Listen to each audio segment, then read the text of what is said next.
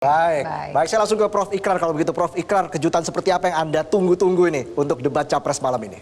Ya, saya termasuk orang yang tidak percaya ya, seorang militer itu juga akan bisa membuat satu kebijakan yang terbaik untuk pertahanan. Ya. Karena di dalam hubungan internasional ya, saya mempelajari bahwa kebijakan mengenai militer itu terlalu mahal kalau kita kemudian memberikan kepercayaan 100% kepada tentara. Ya.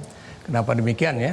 Kalau Anda lihat ya di berbagai negara itu yang namanya orang sipil itu juga ikut di dalam dalam persiapan untuk kebijakan tersebut ya. Saya kebetulan juga pernah ikut di dalam security dialog ya yang juga dilakukan di Hawaii. Saya ikut kursus di sana di IPCSS di Honolulu ya.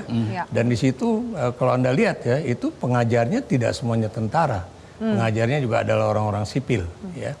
Dan Anda juga tahu Menteri Pertahanan di beberapa negara maju ya, itu juga bukan tentara atau mantan tentara, tapi sipil ya. Jadi itu yang harus kita lihat juga ya. Dan kita juga tahu bahwa yang namanya anggaran itu juga bukan tentara yang menentukan anggaran pertahanan, tapi adalah seorang Menteri Keuangan Sipil yang juga akan menentukan apakah anggaran itu pantas atau tidak pantas. Ya. Jadi itu contoh. Dan kita kalau bicara mengenai pertahanan itu juga bukan persoalan konvensional defense saja, tapi juga yang non konvensional defense. Saya beri contoh kalau kita bicara alutsista lah ya, itu kan akan terlalu mahal dan terlalu kuno kalau kita hanya mendasari diri pada alutsista dalam bidang pesawat tempur ya.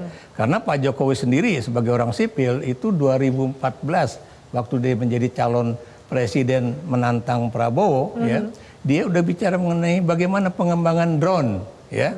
Dan kita tahu kalau lihat bagaimana Israel itu menyerang ya, itu wilayah-wilayah atau ingin membunuh misalnya pimpinan Hamas ataukah pimpinan militer di Iran ya, dia tidak menggunakan pesawat, dia menggunakan drone ya. Jadi itu yang kita harus lihat bagaimana pengembangan, termasuk juga pertahanan cyber kita ya. Itu kita lihat bagaimana BSSN itu apakah sudah memiliki suatu otoritas penuh untuk menangani pertahanan cyber Indonesia, karena saya dengar dari teman-teman di BSSN mereka itu belum memiliki undang-undang, mereka kemudian tidak memiliki otoritas seperti sebagai koordinator dari program pengembangan cyber atau pengembangan pertahanan yang cyber dalam bentuk digital itu ya, itu yang sampai sekarang belum selesai. Anda tahu yang namanya perbankan Indonesia itu juga membutuhkan pertahanan cyber, sebab kalau Bank Indonesia atau bank-bank BUMN ataupun swasta itu diserang, Anda bisa tahu apa yang bisa terjadi dengan keuangan ada di perbankan tersebut, seperti yang pernah terjadi dengan beberapa perbankan nasional yang pernah diserang cybernya itu.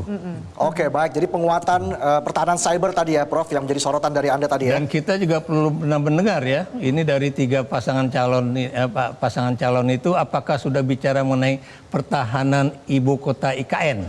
Karena kita kan selama ini masih pertahanannya itu belum beda dari masa Belanda, yaitu Jawa sentris.